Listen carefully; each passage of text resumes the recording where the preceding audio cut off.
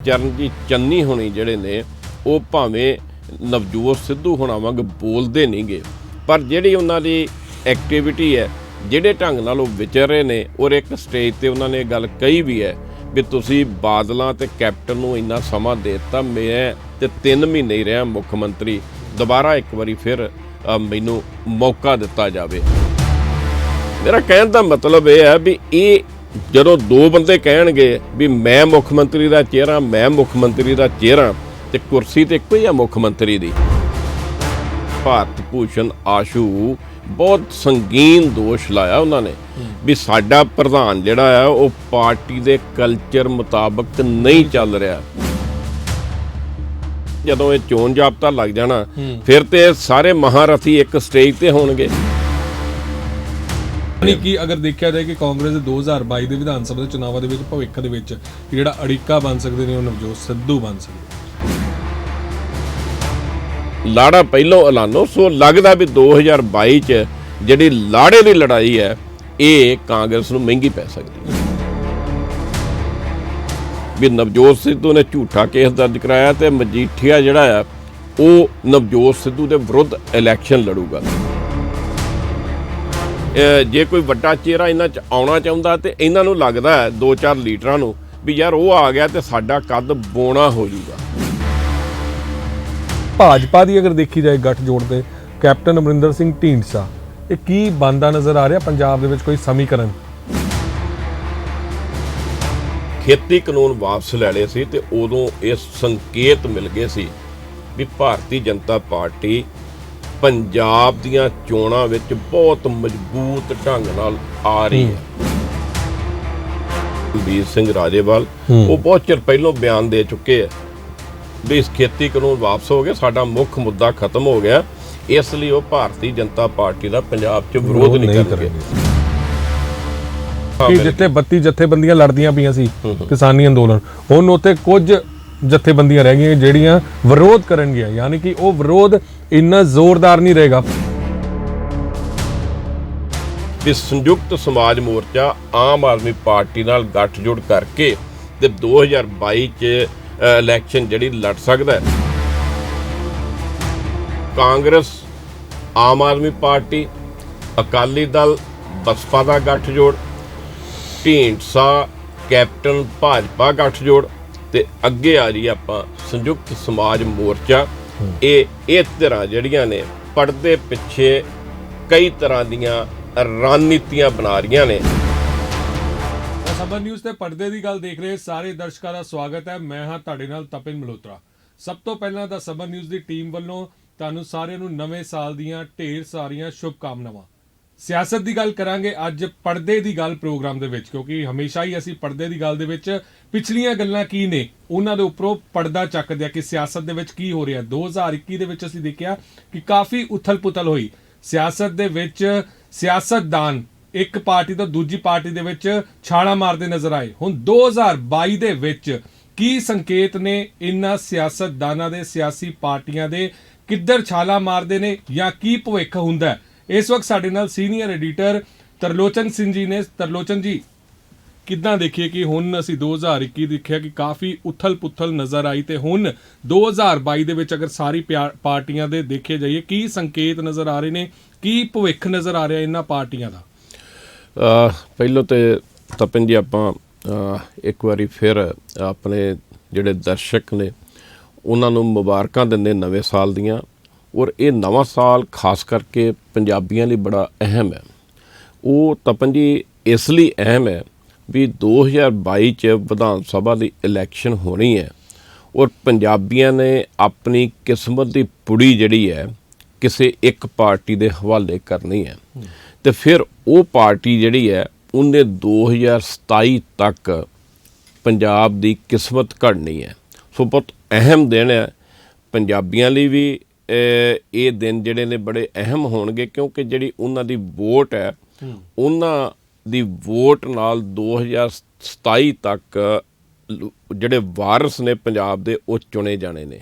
ਵਾਰਸ ਜੇ ਚੰਗੇ ਹੋਣਗੇ ਪੰਜਾਬ ਦਾ ਭਲਾ ਹੋ ਜੂ, ਤੇ ਜੇ ਵਾਰਸ ਮਾੜੇ ਮਿਲ ਗਏ ਤੇ ਫਿਰ ਪੰਜਾਬ ਦਾ ਹੋਰ ਨੁਕਸਾਨ ਹੋਊ। ਇਸ ਲਈ ਪਾਰਟੀ ਦੇ ਤੌਰ ਤੇ ਗੱਲ ਕੀਤੀ ਜਾਏ, ਕੱਲੀ ਪਾਰਟੀ, ਤਾਂ ਕਿ ਦਰਸ਼ਕ ਸਮਝ ਸਕਣ, ਕਿਉਂਕਿ ਸਾਡਾ ਮੇਨ ਮਕਸਦ ਵੀ ਇਹੀ ਹੁੰਦਾ ਕਿ ਪਰਦਾ ਚੱਕਣਾ ਆਪਣੇ ਪ੍ਰੋਗਰਾਮ ਦੇ ਵਿੱਚ, ਕਿ ਪਿਛਲੇ ਪਰਦਿਆਂ ਦੇ ਵਿੱਚ ਕੀ ਚੱਲਦਾ ਪਿਆ, ਕਿ 2022 ਦੇ ਪਰਦੇ ਦੀ ਗੱਲ ਕਰੀਏ, ਅਗਰ ਇੱਕ ਪਾਰਟੀ ਦੀ ਗੱਲ ਕਰੀਏ, ਅਗਰ ਸਭ ਤੋਂ ਪਹਿਲੇ ਕਾਂਗਰਸ ਸੱਤਾ ਦੇ ਵਿੱਚ ਹੈ, ਅਗਰ ਸਭ ਤੋਂ ਪਹਿਲੇ ਕਾਂਗਰਸ ਦੀ ਗੱਲ ਕਰੀਏ ਕਿ ਕਿਹੜੇ ਪਰਦੇ ਨੇ, ਕਿ ਕਿਹੜੇ ਉੱਠਣ ਵਾਲੇ ਨੇ, ਕੁਝ ਜਗ ਜ਼ਾਹਿਰ ਵੀ ਹੈਗੇ ਨੇ, ਸ਼ਾਇਦ ਲੋਕਾਂ ਨੂੰ ਪਤਾ ਹੋਏਗਾ ਕਿ ਇਸ ਵਕਤ ਕੀ ਸਿਨੈਰੀਓ ਚੱਲਦਾ ਪਿਆ। ਦੇਖੋ, ਪਹਿਲੀ ਗੱਲ ਤੇ ਇਹ ਹੈ ਵੀ ਪੰਜਾਬ ਕਾਂਗਰਸ ਤੇ ਪੰਜਾਬ ਦੀ ਕਾਂਗਰਸ ਸਰਕਾਰ ਲਈ ਇੱਕ ਬਹੁਤ ਵੱਡਾ ਕ੍ਰਾਈਸਿਸ ਸੀ। ਵੀ ਇੱਕ ਦੋਸ਼ ਲੱਗਦਾ ਸੀ ਵੀ ਜਿਹੜਾ ਮੁੱਖ ਮੰਤਰੀ ਇਹਨਾਂ ਦਾ ਕੈਪਟਨ ਅਮਰਿੰਦਰ ਸਿੰਘ, ਉਹ ਲੋਕਾਂ ਤੋਂ ਦੂਰ ਚੱਲ ਗਿਆ, ਉਹ ਸਿਸਵਾ ਫਾਰਮ ਹਾਊਸ ਤੱਕ ਸੀਮਿਤ ਨੇ ਔਰ ਕੁਝ ਅਧਿਕਾਰੀਆਂ ਤੱਕ ਸੀਮਿਤ ਨੇ। ਕਾਂਗਰਸ ਲਈ ਬਹੁਤ ਵੱਡਾ ਸਵਾਲ ਸੀ ਵੀ ਕੀ ਇਹਦਾ ਹੱਲ ਕੱਢਿਆ ਜਾਵੇ, ਕਿਉਂਕਿ ਬਗਾਵਤ ਵੀ ਉੱਠ ਰਹੀ ਸੀ। ਸੋ ਉਹਦਾ ਹੱਲ ਇਹਨਾਂ ਨੇ ਬਹੁਤ ਰਿਸਕ ਲੈ ਕੇ ਕੱਢਿਆ ਵੀ 3 ਕੁ ਮਹੀਨੇ ਰਹਿੰਦੇ ਸੀ ਇਲੈਕਸ਼ਨ 'ਚ ਤੇ ਨਵਾਂ ਮੁੱਖ ਮੰਤਰੀ ਚਰਨਜੀਤ ਚੰਨੀ ਹੋਣਾ ਨੂੰ ਦੇ ਦਿੱਤਾ। ਸੋ ਚਰਨਜੀਤ ਚੰਨੀ ਹੋਣਾ ਤੇ ਹਾਈ ਕਮਾਂਡ ਔਰ ਸਾਰੀ ਪਾਰਟੀ ਬਹੁਤ ਡਿਪੈਂਡ ਕਰ ਰਹੀ ਹੈ। ਔਰ ਚਰਨਜੀਤ ਚੰਨੀ ਹੋਣਾ ਨੇ ਵੀ ਯਤਨ ਕੀਤਾ, ਅੱਜ 104 ਕੁ ਦਿਨ ਹੋਏ ਨੇ ਉਹਨਾਂ ਦੇ ਮੁੱਖ ਮੰਤਰੀ ਬਣਨ ਦੇ, ਔਰ ਉਸ ਦੌਰਾਨ ਉਹਨਾਂ ਨੇ ਯਤਨ ਕੀਤਾ ਵੀ ਮੈਂ ਵਾਅਦੇ ਕੀਤੇ ਕੁਝ ਉਹ ਵੀ ਪੂਰੇ ਕਰਾਂ ਤੇ ਨਾਲ ਦੀ ਨਾਲ ਲੋਕਾਂ ਨੂੰ ਇਹ ਪ੍ਰਭਾਵ ਦੇਵਾਂ ਵੀ ਕਾਂਗਰਸ ਦਾ ਜਿਹੜਾ ਪਾਰਟੀ ਦਾ ਮੁੱਖ ਮੰਤਰੀ ਹੈ ਉਹ ਕਿਤੇ ਲੁਕਿਆ ਨਹੀਂਗਾ, ਉਹ ਲੋਕਾਂ 'ਚ ਵਿਚਰਦਾ। ਤਰਲੋਚਨ ਜੀ, ਇੱਕ ਇਹ ਵੀ ਗੱਲ ਹੈ ਕਿ ਅਗਰ ਦੇਖਿਆ ਜਾਏ ਕਾਂਗਰਸ ਤੇ ਜਿੱਡਾ ਵੱਡਾ ਕ੍ਰਾਈਸਿਸ ਆਇਆ ਸੀਗਾ, ਜਿਵੇਂ ਤੁਸੀਂ ਗੱਲ ਕੀਤੀ ਹੈ, ਤੇ ਉਸ ਤੋਂ ਵੱਡਾ ਕ੍ਰਾਈਸਿਸ ਤਾਂ ਦੁਬਾਰਾ ਨਹੀਂ ਆ ਸਕਦਾ। ਮੈਨੂੰ ਲੱਗਦਾ ਹੈ ਕਿ ਜੋ ਕੈਪਟਨ ਵਾਲਾ ਸੀ, ਕੈਪਟਨ ਆਊਟ ਹੋਣਗੇ ਤੇ ਕਿਹਨੂੰ ਕੁਰਸੀ ਤੇ ਬਿਠਾਵਾਂਗੇ, ਇਦਾਂ ਲੱਗਾ ਸੀਗਾ ਕਿ ਕਾਂਗਰਸ ਦਾ ਜਹਾਜ਼ ਪੰਜਾਬ ਦੇ ਵਿੱਚ ਡੁੱਬ ਗਿਆ। ਲੇਕਿਨ ਇੱਕਦਮ ਉਹ ਕਾਂਗਰਸ ਦਾ ਪੰਜਾਬ ਦੇ ਵਿੱਚ ਜਿਹੜਾ ਸਿਆਸੀ ਜਹਾਜ਼ ਹੈ ਉਹ ਉੱਡਦਾ, ਉਹ ਕਾਫੀ ਉੱਚੀ ਉਡਾਨ ਮਾਰਦਾ। ਉਸ ਤੋਂ ਬਾਅਦ ਫੇਰ ਕੁਝ ਕ੍ਰਾਈਸਿਸ ਆਉਂਦੇ ਨੇ, ਲੇਕਿਨ ਅਗਰ ਦੇਖਿਆ ਜਾਏ ਉਸ ਤੋਂ ਵੱਡਾ ਕ੍ਰਾਈਸਿਸ ਤਾਂ ਨਹੀਂ ਆ ਸਕਦਾ। ਦੇਖੋ, ਸਿਆਸਤ 'ਚ ਕੁਝ ਵੀ ਕਹਿਣਾ ਸੰਭਵ ਨਹੀਂਗਾ, ਕੁਝ ਵੀ ਹੋ ਸਕਦਾ। ਦੇਖੋ, ਕ੍ਰਾਈਸਿਸ ਤੇ ਇਸ ਵੇਲੇ ਇੱਕ ਬਹੁਤ ਵੱਡਾ ਦਿਸ ਰਿਹਾ ਹੈ। ਜਿਹੜੇ ਵੱਡੇ ਚਿਹਰੇ ਨੇ ਦੋ, ਚਰਨਜੀਤ ਚੰਨੀ ਤੇ ਦੂਸਰੇ ਨੇ ਨਵਜੋਤ ਸਿੰਘ ਸਿੱਧੂ, ਜਿਹੜੇ ਪਾਰਟੀ ਦੇ ਪ੍ਰਧਾਨ ਨੇ, ਤੇ ਜੇ ਤੀਸਰੇ ਵੀ ਨਾਲ ਜੋੜ ਲਈਏ, ਹਾਈ ਕਮਾਂਡ ਨੇ ਉਹ ਵੀ ਨਾਲ ਖੜੇ ਕੀਤੇ ਨੇ, ਸੁਨੀਲ ਜਾਖੜ ਹੋਣੀ, ਜਿਹੜੇ ਪੰਜਾਬ ਕਾਂਗਰਸ ਦੇ ਸਾਬਕਾ ਪ੍ਰਧਾਨ ਨੇ।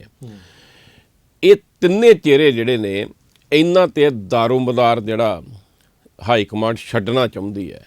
ਪਰ ਤਪਨ ਜੀ, ਬਹੁਤ ਵੱਡਾ ਕ੍ਰਾਈਸਿਸ ਹੈ ਵੀ ਇਹ ਤਿੰਨਾਂ ਦੀਆਂ ਸੁਰਾਂ ਨਹੀਂ ਮਿਲ ਰਹੀਆਂ। ਸੋ 2022 'ਚ ਜਿਹੜਾ ਫਿਊਚਰ ਹੈ ਇਸ ਵਰੇ ਕਾਂਗਰਸ ਦਾ, ਇਹਨਾਂ ਤਿੰਨਾਂ ਤੇ ਜੁੜਿਆ। ਪਰ ਬਹੁਤ ਵੱਡੀਆਂ ਤਰੇੜਾਂ ਨੇ, ਸਿਆਸੀ ਤਰੇੜਾਂ, ਸਿਆਸੀ ਸੋਚ ਦੀਆਂ ਤਰੇੜਾਂ ਬਹੁਤ ਵੱਡੀਆਂ ਨੇ, ਕਿਉਂਕਿ ਬਹੁਤ ਕਲੀਅਰ ਹੈ ਵੀ ਨਵਜੋਤ ਸਿੰਘ ਸਿੱਧੂ ਹੋਣੀ ਬੜੇ ਸਾਫ਼ ਇਹ ਗੱਲ ਕਹਿ ਰਹੇ ਨੇ ਵੀ 2022 'ਚ ਮੈਨੂੰ ਮੁੱਖ ਮੰਤਰੀ ਦਾ ਚਿਹਰਾ ਬਣਾਓ। ਭਾਵੇਂ ਉਹਨਾਂ ਨੇ ਕਿਹਾ ਸ਼ੋਅ ਪੀਸ ਬਣ ਕੇ ਨਹੀਂ ਮੈਂ ਵਿਚਰਾਂਗਾ, ਭਾਵੇਂ ਉਹਨਾਂ ਨੇ ਇਹ 2 ਦਿਨ ਪਹਿਲੋਂ ਕਹਿ ਦਿੱਤਾ ਵੀ ਪੰਜਾਬ ਦੇ ਲੋਕ ਤੇ ਆਪਣਾ ਵਾਰਸ ਪਹਿਲੋਂ ਮੰਗਦੇ ਨੇ ਇਲੈਕਸ਼ਨ ਤੋਂ ਪਹਿਲੋਂ, ਭਾਵ ਮੈਨੂੰ ਪਹਿਲੋਂ ਐਲਾਨੋ।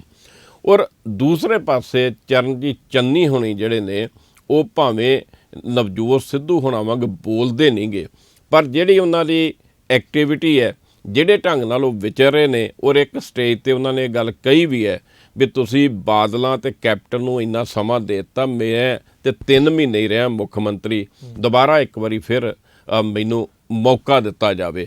ਮੇਰਾ ਕਹਿਣ ਦਾ ਮਤਲਬ ਇਹ ਹੈ ਵੀ ਇਹ ਜਦੋਂ 2 ਬੰਦੇ ਕਹਿਣਗੇ ਵੀ ਮੈਂ ਮੁੱਖ ਮੰਤਰੀ ਦਾ ਚਿਹਰਾ, ਮੈਂ ਮੁੱਖ ਮੰਤਰੀ ਦਾ ਚਿਹਰਾ, ਤੇ ਕੁਰਸੀ ਤੇ ਇੱਕੋ ਹੀ ਆ ਮੁੱਖ ਮੰਤਰੀ ਦੀ।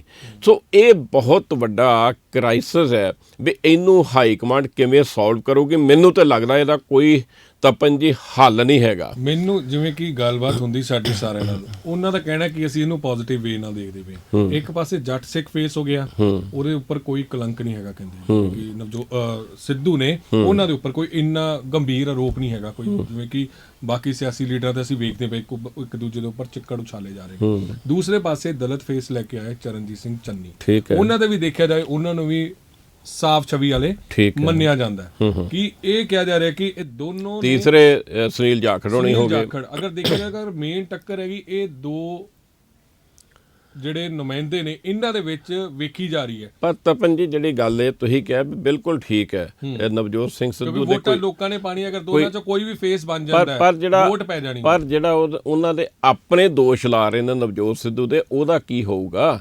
ਜਿਹੜੇ ਸੀਨੀਅਰ ਮੰਤਰੀ ਨੇ ਭਾਰਤ ਭੂਸ਼ਣ ਆਸ਼ੂ, ਬਹੁਤ ਸੰਗੀਨ ਦੋਸ਼ ਲਾਇਆ ਉਹਨਾਂ ਨੇ ਵੀ ਸਾਡਾ ਪ੍ਰਧਾਨ ਜਿਹੜਾ ਆ ਉਹ ਪਾਰਟੀ ਦੇ ਕਲਚਰ ਮੁਤਾਬਕ ਨਹੀਂ ਚੱਲ ਰਿਹਾ।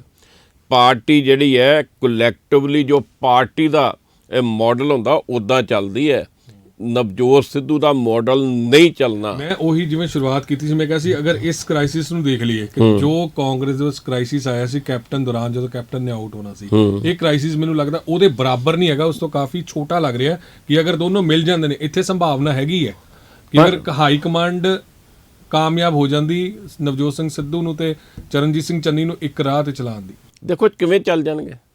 ਹੁਣ ਤੇ ਬਤੌਰ ਮੁੱਖ ਮੰਤਰੀ ਚਰਨਜੀਤ ਚੰਨੀ ਵੱਖਰੀ ਸਟੇਜ ਤੇ ਜਾ ਰਹੇ ਨੇ, ਉਹ ਆਪੋ ਆਪਣੀਆਂ ਗੋਟੀਆਂ ਫਿੱਟ ਕਰ ਰਹੇ ਨੇ ਸਿਆਸੀ। ਦੂਸਰੇ ਪਾਸੇ ਨਵਜੋਤ ਸਿੱਧੂ ਜਾ ਰਹੇ ਨੇ। ਪਰ ਤਪਨ ਜੀ ਜਦੋਂ ਇਹ ਚੋਣ ਜਾਬਤਾ ਲੱਗ ਜਾਣਾ, ਫਿਰ ਤੇ ਸਾਰੇ ਮਹਾਰਥੀ ਇੱਕ ਸਟੇਜ ਤੇ ਹੋਣਗੇ। ਜੇ ਇੱਕ ਸਟੇਜ ਤੇ ਨਵਜੋਤ ਸਿੱਧੂ ਕਹੂਗਾ ਸਿੱਧੂ ਮਾਡਲ ਤੇ ਚੰਨੀ ਹੋਣੀ ਕਹਿਣਗੇ ਮੇਰਾ 3 ਮਹੀਨਿਆਂ ਵਾਲਾ ਮਾਡਲ, ਤੇ ਫਿਰ ਦੱਸੋ ਗੱਲ ਕਿੱਥੇ ਜਾਊਗੀ? ਉਹ ਦੂਸਰੀ ਗੱਲ ਇਹ ਮੈਂ ਭਾਰਤ ਭੂਸ਼ਣ ਆਸ਼ੂ ਨਾਲ ਹੀ ਗੱਲ ਕੀਤੀ ਹੈ। ਇਸੇ ਤਰ੍ਹਾਂ ਸੁਖਜਿੰਦਰ ਸਿੰਘ ਰੰਧਾਵਾ ਜਿਹੜੇ ਬਹੁਤ ਸੀਨੀਅਰ ਲੀਡਰ ਨੇ, ਡਿਪਟੀ CM ਨੇ, ਉਹਨਾਂ ਨੇ ਵੀ ਆਪਣਾ ਗੁੱਸਾ ਸਿੱਧੇ ਰੂਪ ਵਿੱਚ ਝਾੜ ਦਿੱਤਾ ਹੈ ਵੀ ਇਹਦਾ ਮਤਲਬ ਜੇ ਇੱਕ ਬੰਦਾ ਕਹਿੰਦਾ ਮੈਂ ਇਮਾਨਦਾਰ ਹਾਂ ਤੇ ਅਸੀਂ ਬੇਈਮਾਨ ਹਾਂ। ਔਰ ਇਸੇ ਤਰ੍ਹਾਂ ਰਵਨੀਤ ਬਿੱਟੂ ਜਿਹੜੇ ਉਹ ਵੀ ਸੀਨੀਅਰ ਲੀਡਰ ਨੇ, ਹਾਈ ਕਮਾਂਡ ਦੇ ਨੇੜੇ ਨੇ, ਉਹ ਕਈ ਤਰ੍ਹਾਂ ਦੇ ਕਮੈਂਟਸ ਉਹਨਾਂ ਦੀ ਕਾਰਗੁਜ਼ਾਰੀ ਤੇ ਨਵਜੋਤ ਸਿੱਧੂ ਹੋਣਾ ਦੀ, ਕਿਉਂਕਿ ਇਹਦਾ ਕਲਚਰ ਬੜਾ ਸੈਂਸਿਟਿਵ ਜਿਹਾ ਕਾਂਗਰਸ ਦਾ, ਉਹਦੇ 'ਚ ਮੈਂ ਨਹੀਂ ਚੱਲਦੀ। ਪਰ ਜਦੋਂ ਲੀਡਰ ਨੇ ਕਿਹਾ ਭਾਰਤ ਭੂਸ਼ਣ ਆਸ਼ੂ ਨੇ ਦੇਖਿਆ ਕਿ ਸਭ ਨੇ ਕਿਹਾ ਕਿ ਮੈਂ ਨਹੀਂ ਹੋਣੀ ਚਾਹੀਦੀ। ਯਾਨੀ ਕਿ ਅਗਰ ਦੇਖਿਆ ਜਾਏ ਕਿ ਕਾਂਗਰਸ ਦੇ 2022 ਦੇ ਵਿਧਾਨ ਸਭਾ ਦੇ ਚੁਣਾਵਾਂ ਦੇ ਵਿੱਚ ਭਵਿੱਖ ਦੇ ਵਿੱਚ ਜਿਹੜਾ ਅੜਿੱਕਾ ਬਣ ਸਕਦੇ ਨੇ ਉਹ ਨਵਜੋਤ ਸਿੱਧੂ ਬਣ ਸਕਦੇ। ਉਹ ਇਹਨੂੰ ਤੁਸੀਂ ਅੜਿੱਕਾ ਕਹਿ ਲਓ, ਜੋ ਮਰਜ਼ੀ ਕਹਿ ਲਓ। ਜਦੋਂ ਉਹ ਬੰਦਾ ਅੜ ਗਿਆ ਵੀ ਭਾਈ ਹੁਣ ਤੇ ਚੋਣ ਜਾਬਤਾ ਲੱਗ ਗਿਆ, ਮੈਨੂੰ ਲਾੜਾ ਬਣਾਓ, ਕਿਉਂਕਿ ਇਹ ਵੀ ਕਹਿੰਦੇ ਨੇ ਲਾੜੇ ਤੋਂ ਬਿਨਾਂ ਬਰਾਤ ਕਿਵੇਂ ਜਾਊਗੀ। ਜਦੋਂ ਉਹ ਕਹਿਣਗੇ ਮੈਨੂੰ ਲਾੜਾ ਬਣਾਓ, ਤੇ ਜੇ ਉਹਨੂੰ ਬਣਾਉਂਦੇ ਨੇ ਤੇ ਫਿਰ ਚਰਨਜੀਤ ਚੰਨੀ ਹੋਣੀ ਜਾਂ ਉਹਨਾਂ ਦਾ ਸਮਾਜ ਜਿਹੜਾ ਦਲਿਤ ਭਾਈਚਾਰਾ ਉਹਦੀ ਨਾਰਾਜ਼ਗੀ ਕਿਵੇਂ ਸਹੇੜਨਗੇ। ਤੇ ਦੂਸਰੇ ਪਾਸੇ ਸੁਨੀਲ ਜਾਖੜ ਜਿਨ੍ਹਾਂ ਦਾ ਜ਼ਿਕਰ ਅਸੀਂ ਘੱਟ ਕਰ ਰਹੇ ਹਾਂ, ਉਹ ਬਿਲਕੁਲ ਨਹੀਂ ਮੰਨਣਗੇ। ਉਹ ਵੀ ਕਹਿਣਗੇ ਵੀ ਕਲੈਕਟਿਵਲੀ ਮੈਂ ਕਿਸੇ ਤੋਂ ਘੱਟ ਆ, ਮੈਂ ਵੀ ਹਿੰਦੂ ਚਿਹਰਾ ਆ, ਸਾਫ ਸੁਥਰਾ, ਮੇਰੇ ਤੇ ਉਂਗਲ ਚੱਕੋ। ਜੇ ਨਵਜੋਤ ਸਿੱਧੂ ਬੜਾ ਸਾਫ ਪਾ ਗਿਆ ਤੇ ਮੰਨੇ ਜਾਂਦੇ ਨੇ। ਸੋ ਇਹ ਤਿੰਨਾਂ ਨੂੰ ਦੇਖੋ ਹਾਈ ਕਮਾਂਡ ਨੇ ਹਰੀਸ਼ ਚੌਧਰੀ ਹੋਣਾ ਕਈ ਵਾਰੀ ਬੜਾ ਸਾਫ਼ ਕਰਤਾ ਕਲੈਕਟਿਵ ਚਿਹਰਾ, ਪਰ ਜਦੋਂ ਪ੍ਰਧਾਨ ਇਹ ਕਹਿ ਰਿਹਾ ਹੋਵੇ ਵੀ ਨਹੀਂ ਲਾੜਾ ਪਹਿਲੋਂ ਐਲਾਨੋ, ਸੋ ਲੱਗਦਾ ਵੀ 2022 'ਚ ਜਿਹੜੀ ਲਾੜੇ ਦੀ ਲੜਾਈ ਹੈ ਇਹ ਕਾਂਗਰਸ ਨੂੰ ਮਹਿੰਗੀ ਪੈ ਸਕਦੀ ਹੈ। ਹੋ ਸਕਦਾ ਕਿ ਕਾਂਗਰਸ ਦਾ ਕੋਈ ਸਟ੍ਰੈਟਜੀ ਦਾ ਹਿੱਸਾ ਹੀ ਹੋਏ ਕਿ ਇਸੇ ਤਰ੍ਹਾਂ ਚੱਲੋ ਕਿ ਅਗਰ ਮੈਂ ਜਿਵੇਂ ਕਿ ਪਹਿਲੇ ਵੀ ਜ਼ਿਕਰ ਕੀਤਾ ਕਿ ਇਮਾਨਦਾਰ ਛਵੀ ਵਾਲੇ ਜਿਹੜੇ ਨੇ ਉਹ ਤਿੰਨ ਲੀਡਰ ਅਗਰ ਆਪਸ ਵਿੱਚ ਭਿੜਦੇ ਪਏ ਨੇ ਤੇ ਉਹ ਐਂਡ 'ਚ ਆ ਕੇ ਕਿ ਵੋਟਾਂ ਜਿਹੜੀਆਂ ਤਪਨ ਜੀ ਤੁਹਾਨੂੰ ਲੱਗਦਾ ਵੀ ਕਾਂਗਰਸ ਵਿੱਚ ਇੰਨਾ ਕੋਈ ਸਿਆਣਾ ਬੰਦਾ ਨਵਜੋਤ ਸਿੰਘ ਸਿੱਧੂ ਦਾ ਨਾਮ ਜਿੱਥੇ ਆਉਂਦਾ ਉੱਥੇ ਨਹੀਂ, ਨਵਜੋਤ ਸਿੰਘ ਸਿੱਧੂ ਦਾ ਨਾਮ ਜਿੱਥੇ ਆ ਜਾਂਦਾ ਉੱਥੇ ਨਾਮ ਮੰਨਣ ਵਾਲੀ ਗੱਲ ਹੋ ਜਾਂਦੀ। ਲੇਕਿਨ ਜੋ ਸਾਡੀ ਕਾਂਗਰਸ ਲੀਡਰਾਂ ਨਾਲ ਗੱਲਬਾਤ ਹੋ ਰਹੀ ਹੈ, ਕਿਤੇ ਨਾ ਕਿਤੇ ਨਾਰਾਜ਼ਗੀ ਜ਼ਰੂਰ ਹੈਗੀ ਹੈ, ਖੁੱਲ ਕੇ ਕੈਮਰੇ ਤੇ ਵੀ ਆਉਂਦੀ ਪਈ ਹੈ, ਲੇਕਿਨ ਉਹ ਕਹਿੰਦੇ ਵੇਟ ਐਂਡ ਵਾਚ ਨਾਲੇ ਕਹਿ ਦਿੰਦੇ ਨੇ। ਨਹੀਂ, ਉਹ ਫਿਰ ਵਾਚ ਇਹੀ ਕਹਿ ਰਹੇ ਨਾ ਵੀ ਇਲੈਕਸ਼ਨ ਜਿਹੜੀ ਸਾਡੀ ਸਰਕਾਰ ਉਹਨੂੰ ਤਾਂ ਇੰਜੋਏ ਕਰ ਲਈਏ, ਜਿਹੜੀ 10 ਜਨਵਰੀ ਤੱਕ 12 ਜਨਵਰੀ ਤੱਕ ਹੈਗੀ ਹੈ, ਉਸ ਤੋਂ ਬਾਅਦ ਦੇਖਾਂਗੇ ਵੀ ਕੌਣ ਇੱਦਾਂ ਬੋਲਦਾ ਹੈ। ਦੂਸਰੀ ਗੱਲ ਮੈਂ ਇਹ ਪੁੱਛਣਾ ਚਾਹੁੰਦਾ ਵੀ ਇੰਨਾ ਕੁ ਸਿਆਣਾ ਤੁਹਾਨੂੰ ਲੱਗਦਾ ਹਾਈ ਕਮਾਂਡ 'ਚ ਕਿਤੇ ਕਾਂਗਰਸ 'ਚ ਲੀਡਰ ਹੈ ਵੀ ਜਿਹੜਾ ਇੱਦਾਂ ਦੀ ਰਣਨੀਤੀ ਬਣਾ ਰਿਹਾ ਲੋਕਾਂ ਨੂੰ ਮੂਰਖ ਬਣਾਉਣ ਦੀ? ਮੇਰਾ ਖਿਆਲ ਹੈ ਇੱਦਾਂ ਦਾ ਕੋਈ ਹੈ ਨਹੀਂ। ਕਾਂਗਰਸ ਦੇ ਭਵਿੱਖ ਦੇ ਵਿੱਚ ਬਿਲਕੁਲ ਲਾੜੇ ਵਾਲਾ ਮੁੱਦਾ ਜਿਹੜਾ 2022 'ਚ ਕਾਂਗਰਸ ਨੂੰ ਬਹੁਤ ਤੰਗ ਕਰੂਗਾ। ਹੁਣ ਗੱਲ ਕਰੀਏ ਤਾਂ ਕਾਂਗਰਸ ਦੀ ਟੱਕਰ ਅਗਰ ਆਪਾਂ ਪਿਛਲੇ ਸਾਲਾਂ ਚੱਲੇ, ਕਾਂਗਰਸ ਤੇ ਅਕਾਲੀ ਦਲ ਭਾਜਪਾ ਇਕੱਠੇ ਹੁੰਦੇ ਸੀ, ਉਹਨਾਂ ਦੀ ਸਿੱਧੀ ਟੱਕਰ ਹੁੰਦੀ ਸੀਗੀ। ਹੁਣ ਅਕਾਲੀ ਦਲ ਤੇ ਆ ਜੀ, ਅਕਾਲੀ ਦਲ ਦਾ ਭਵਿੱਖ ਕਿੱਦਾਂ ਦੇਖਿਆ ਜਾਏ 2022 ਦੇਖੋ ਕਿ ਅਸੀਂ ਦੇਖ ਸਕਦੇ ਕਿ ਕੈਡਰ ਜਿਹੜਾ ਉਹ ਸਭ ਤੋਂ ਮਜ਼ਬੂਤ ਅਕਾਲੀ ਦਲ ਦਾ ਨਜ਼ਰ ਆ ਗਿਆ। ਕੈਡਰ ਕਿਵੇਂ ਮਜ਼ਬੂਤ ਨਜ਼ਰ ਆ ਰਿਹਾ? ਜਿਹੜੀਆਂ ਰੈਲੀਆਂ ਹੋਈਆਂ ਨੇ ਜਾਂ ਵਿਚਰਦੇ ਪਏ ਨੇ ਸੁਖਬੀਰ ਸਿੰਘ ਬਾਦਲ, ਜਗ੍ਹਾ ਜਗ੍ਹਾ ਜਿੱਥੇ ਜਾਂਦੇ ਨੇ ਵੱਡੀ ਤਾਦਾਦ ਦੇ ਵਿੱਚ ਲੋਕ ਜੁੜਦੇ ਪਏ ਨੇ, ਵਰਕਰ ਜੁੜਦੇ ਪਏ ਨੇ। ਭਾਵੇਂ ਲੁਧਿਆਣੇ ਦੀ ਗੱਲ ਕੀਤੀ ਜਾਏ, ਲੁਧਿਆਣੇ ਡਿਨਰ ਪਾਰਟੀਆਂ ਕੀਤੀਆਂ, ਚਾਵਾਂ ਪੀਤੀਆਂ ਸੁਖਬੀਰ ਸਿੰਘ ਬਾਦਲ ਨੇ। ਅਗਰ ਇਹਦਾ ਭਵਿੱਖ ਦੇਖਿਆ ਜਾਏ 2022 ਦੇ ਵਿੱਚ ਉਹ ਕੀ ਨਜ਼ਰ ਆਉਂਦਾ?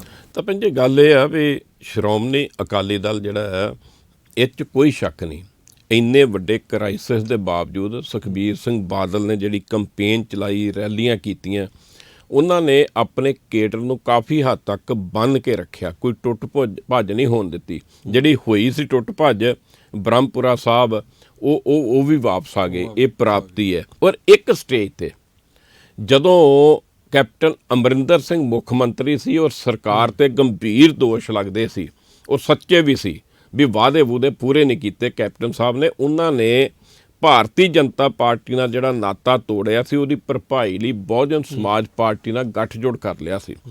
ਉਸ ਤੋਂ ਬਾਅਦ ਅਨਿਲ ਜੋਸ਼ੀ, ਭਾਜਪਾ ਦੇ ਲੀਡਰ, ਹੋਰ ਕਈ ਲੀਡਰ ਜਦੋਂ ਸ਼ਾਮਲ ਹੋ ਗਏ ਸੀ ਤੇ ਉਹ ਦਿਨ ਲੱਗਦਾ ਸੀ ਵੀ ਇਹ ਪਾਰਟੀ ਕਾਂਗਰਸ ਨੂੰ ਕਿਤੇ ਮਾਤ ਦੇ ਰਹੀ। ਪਰ ਜਦੋਂ ਚਰਨਜੀਤ ਚੰਨੀ ਹੋਣਾ ਨੂੰ ਕੈਪਟਨ ਨੂੰ ਲਾਉਣ ਤੋਂ ਬਾਅਦ ਬਣਾਇਆ ਤੇ ਜਿਹੜਾ ਉਹ ਬਸਪਾ ਵਾਲਾ ਪੱਤਾ ਖੇਲਣਾ ਸੀ ਸੁਖਬੀਰ ਬਾਦਲ ਹੋਣਾ ਨੇ, ਦਲਿਤ ਭਾਈਚਾਰੇ ਨੂੰ ਨਾਲ ਜੋੜਨ ਦਾ ਵਾਇਆ ਬਸਪਾ, ਉਹਨੂੰ ਬਹੁਤ ਸੱਟ ਲੱਗੀ। ਚਰਨਜੀਤ ਚੰਨੀ ਹੋਣਾ ਨੇ ਕੁਛ ਤੇ ਦਲਿਤ ਭਾਈਚਾਰੇ ਲਈ ਕੰਮ ਕੀਤੇ ਨੇ ਔਰ ਕੁਛ ਜਿਹੜੇ ਢੰਗ ਨਾਲ ਇਹ ਵਿਚਰੇ ਨੇ। ਔਰ ਦੂਸਰੀ ਗੱਲ, ਇਹ ਪਹਿਲੀ ਵਾਰੀ ਹੋਇਆ ਵੀ ਪੰਜਾਬ 'ਚ ਅਨੁਸੂਚਿਤ ਜਾਤੀ ਭਾਈਚਾਰੇ 'ਚੋਂ ਕੋਈ ਮੁੱਖ ਮੰਤਰੀ ਬਣਿਆ। ਉਹਨੂੰ ਲੈ ਕੇ ਇਸ ਭਾਈਚਾਰੇ 'ਚ ਇੱਕ ਪ੍ਰਾਊਡ, ਮਾਣ ਵਾਲੀ ਗੱਲ ਹੈ, ਇੱਜ਼ਤ ਵਾਲੀ ਗੱਲ ਵੀ ਸਾਨੂੰ ਯਾਰ ਕਾਂਗਰਸ ਨੇ ਇੱਜ਼ਤ ਦਿੱਤੀ ਆ।